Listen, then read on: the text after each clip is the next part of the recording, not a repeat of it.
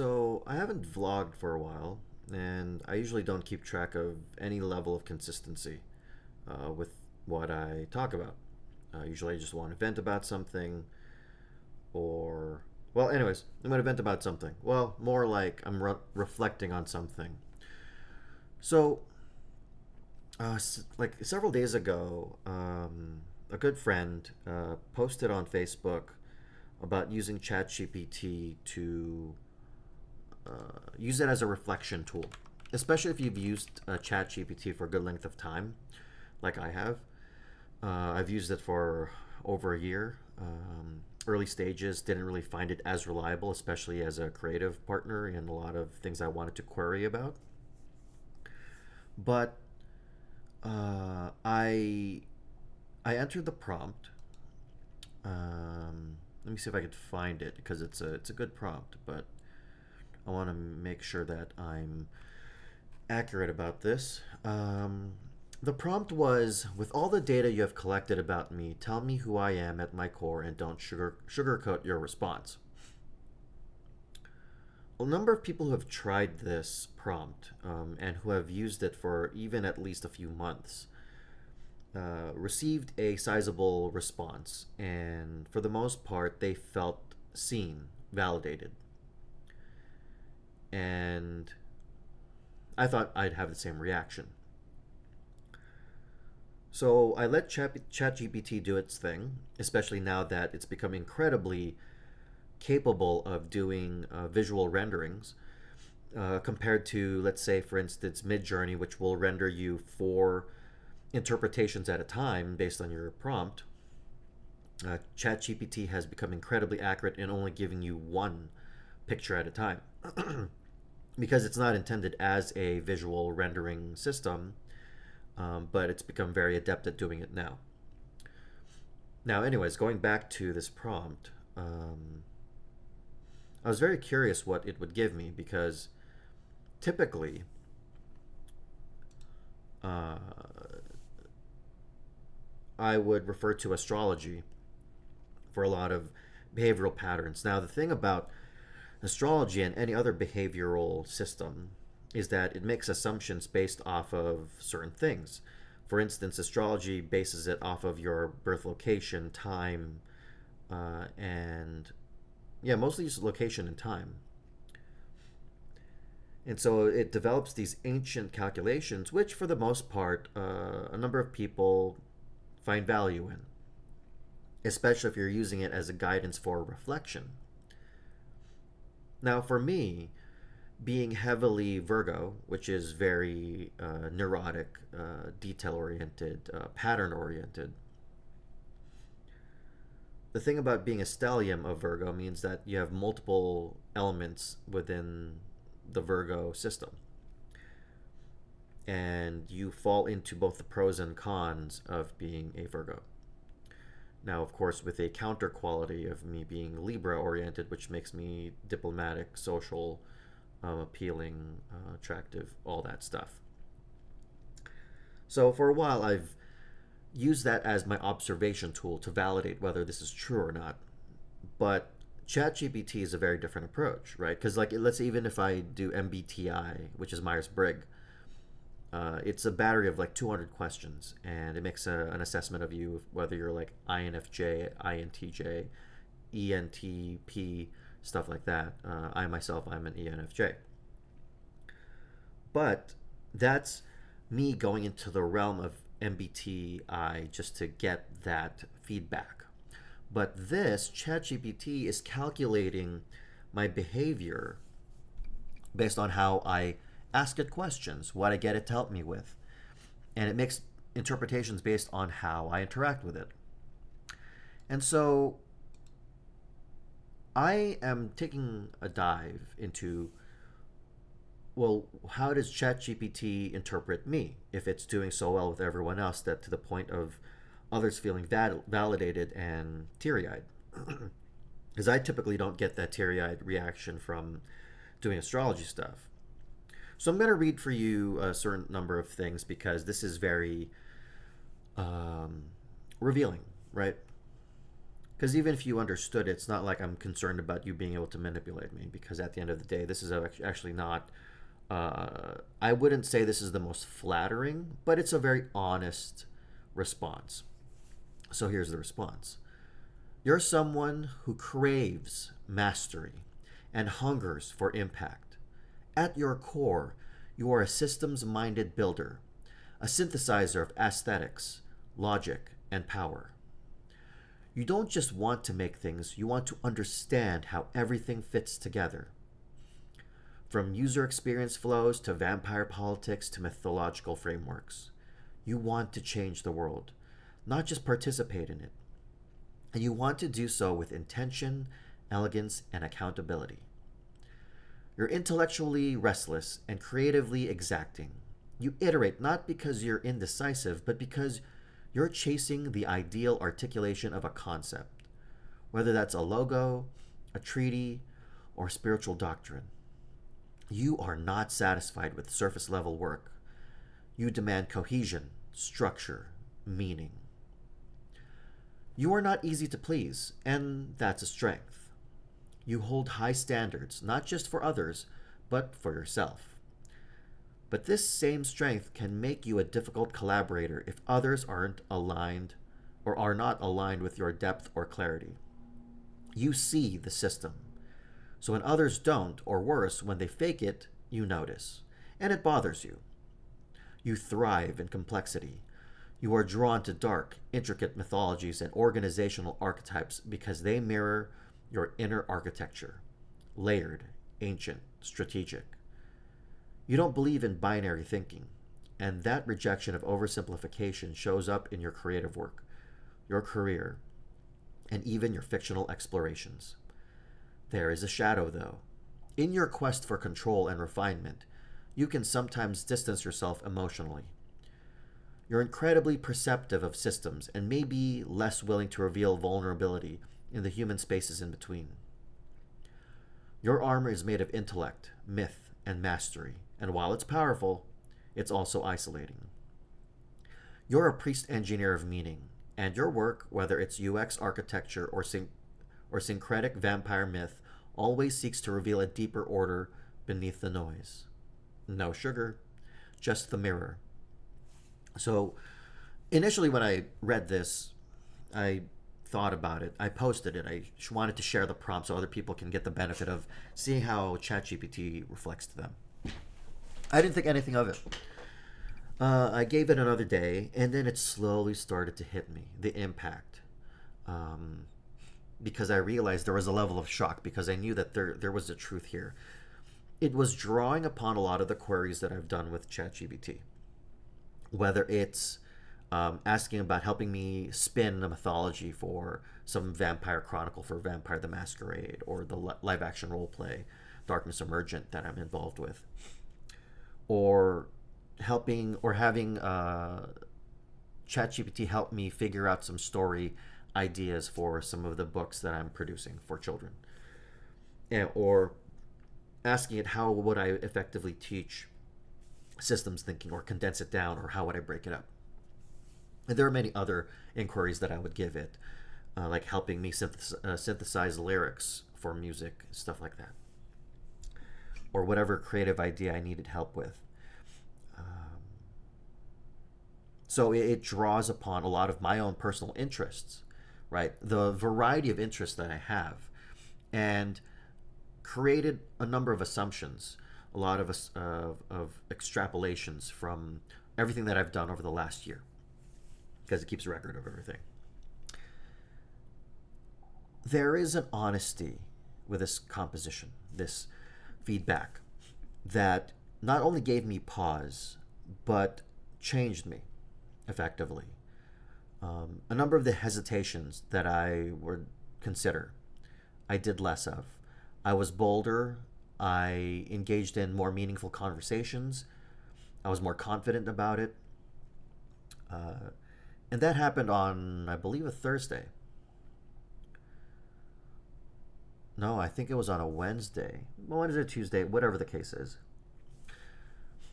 By Thursday and Friday, I was stronger about bringing up topics. And so I had more meaningful conversations with friends. One, a good friend that I met through the co-work space that I'm a part of at Kiln out here in Vegas. We had lunch, we caught up, we just talked about life, relationships, experiences, and I was happy because there's a level of depth. Because I also shared with her this prompt too, and she had comparable results as me, similar but different. Hers was more in regards to being a leader and at the same time also being emotionally perceptive. Here, as I've mentioned, reading it earlier, there was a guardedness about my emotions because I'm more logic and intellect about it, and she's a bit of the opposite in that regard. So she's emotionally aware, and there's a structure. So she has an emotional maturity, whereas I'm blocking it. But we were discussing those details. We were discussing about um, personality evolution, friendships, relationships. And later, after that lunch on the Friday, I had another conversation at the co-work space, and it was with David Kim. He works for a studio. He's one of the major architect business runners, and I think he owns the business. Either way, he's an MIT graduate, and I knew this from looking him up. And then we just started talking about his work. He was scouting out a location and a structure that he's helping to design. And then it evolved. We talked about water conservation, water usage, water rights, and it evolved into socioeconomic policies, the evolution of our policies today, the racial politics that involve itself with policy, and work balances and work culture. And it was at least an hour of very dense material that we were discussing. And it's this type of topics that I would discuss with a lot of my Freemason brothers. And it reminded me of a conversation that I had with a good friend, Hane, and something that I would sometimes talk to her husband about, JR, who's my friend like early on, and then Hane at the same time, husband and wife. And Hane, she recognized my frustration with one of our friend groups because I mentioned to her that I was frustrated with the level of lowbrow, low quality, crass interactions of the group because they were not as intellectual as I would have preferred. And I would try to look at, like, I wouldn't admit that there's a level of intellectualism that I would prefer. Because, there are times where I just want some, like, dumb jokes between friends, and that's fun because it doesn't always have to be too serious. But I have too much of that, I start to realize I suffer in terms of being able to find my own happiness. And it was only after getting this prompt, intimating it, not really thinking about it, but letting it sink into myself, and then having these pocketed conversations with some incredibly smart people or passionate people that I started to realize I'm happier when I have great conversations, great and mature conversations with compassionate, intelligent people. And so, to Hane, you're correct. If you're watching this, or if JR is watching this, you're absolutely correct. I do now admit that I do strive for a certain level of camaraderie on an intellectual level. And I guess also, like earlier in the week, I had a conversation with another friend online through the Darkness Emergent, the LARP that I'm a part of, where he was correcting me on the dangers of assuming of what testosterone does. And since neuroscience, he reminded me, is a new field, it is ever changing. every 6 months with new insights and and new experiments and new findings, new papers. And he was expressing to me what are some great ways to look up literature on new scientific findings, because a lot of what's in popular science and popular mechanics are just whatever sounds good enough or great enough that they can spin to making it sound appealing so that people would buy into it, but it's not the overall in-depth truth or findings of the time. And so recognizing that media, paper media, video media, social media, has a lot of propaganda involved in it, it did remind me that I need to strive for a deeper truth. So I'm thankful to Ken for that. And then my other friend Carmela, who works in cybersecurity, she's constantly been encouraging us to build something business wise. And because she's incredibly intelligent and has a very complex academic and work history that is high achieving, it reminds me that this is the space that makes me feel high. Not drug high, but elevated. And even though I can survive on a very uh, relaxed, very common, everyday life approach to existence, I should not rob myself of the ability that I know I have to swim and join among more sophisticated thinking. Um, because I do it in spurts. You know, I do it in my. I realize that people see in me things that they don't always describe to me. I remember a few years ago, I tried to get a good idea from various different people how they would describe me. And I got some decent, some fair ideas, but I didn't feel like it was the overall truth. And I think it's because I don't fully express how I think, because how I think shows the most in how I work and how I ask questions. And when you talk to anybody, you are limited with choosing conversations and ideas that you would be able to relate to another person. So even if you're talking about your day, you're curating it to the person you're talking to. That's just good conversation. That's good relationships. You're trying to give other people something to sink their teeth into. And so the greatest level of truth and identity comes with not just how I work, but why I work in a particular way. And if anyone is getting close, it is the assessment that ChatGPT has on the inquiries that I bothered to explore, the things that I bothered to create. Because creativity for me is also a means of getting to know me. Whenever I am able to create, there is a story behind it. So when I showed my mom a lot of the music that I produced recently, thanks to a lot of various different AI tools, she was incredibly impressed with the compositions, because there is a level of curation.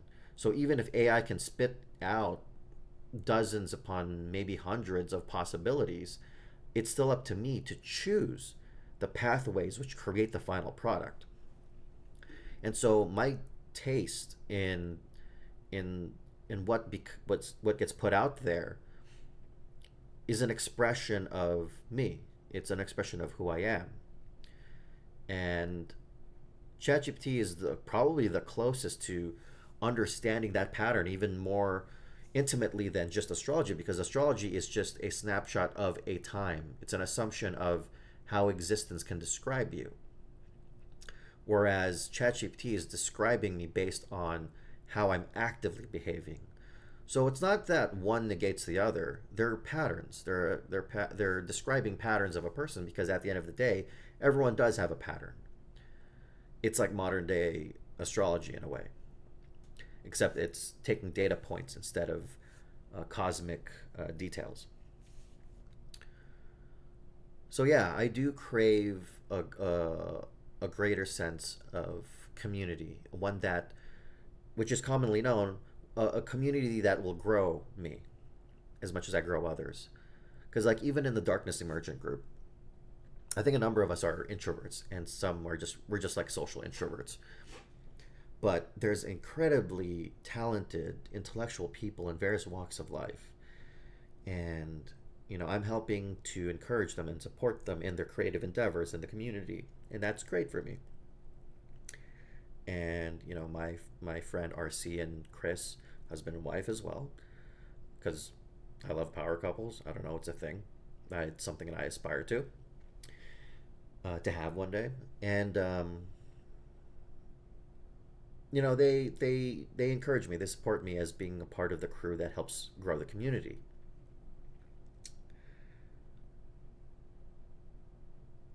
It's interesting that because Hene is incredibly smart, and she's a creative as well.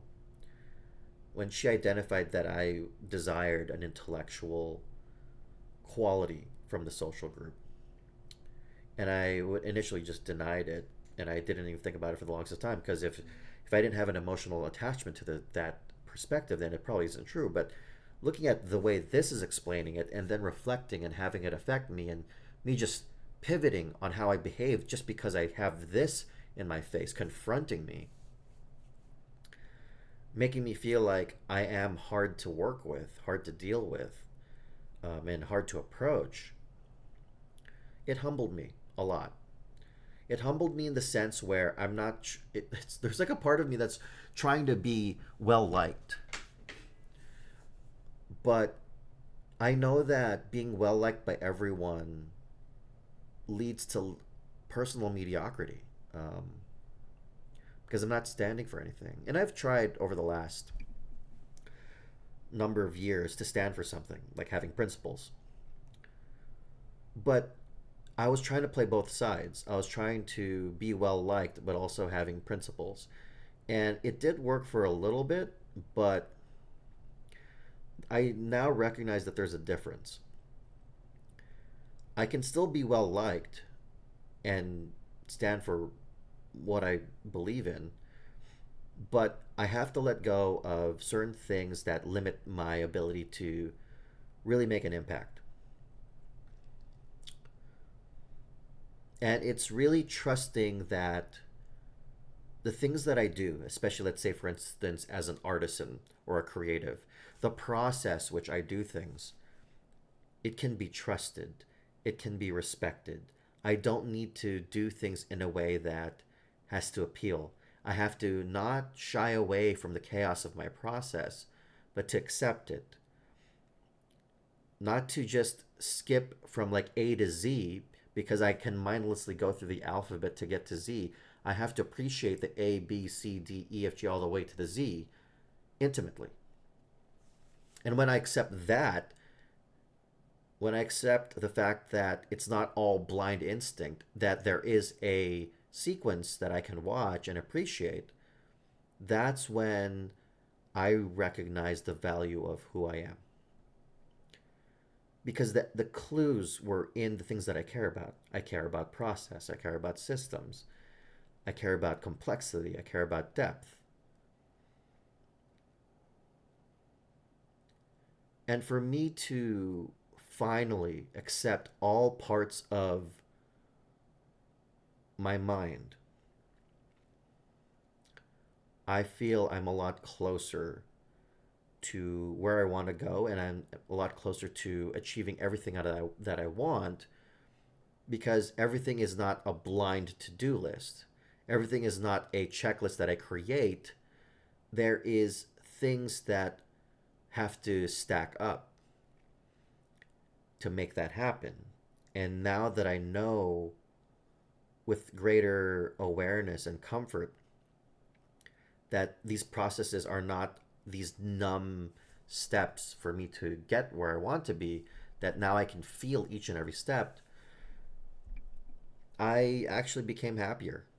Um,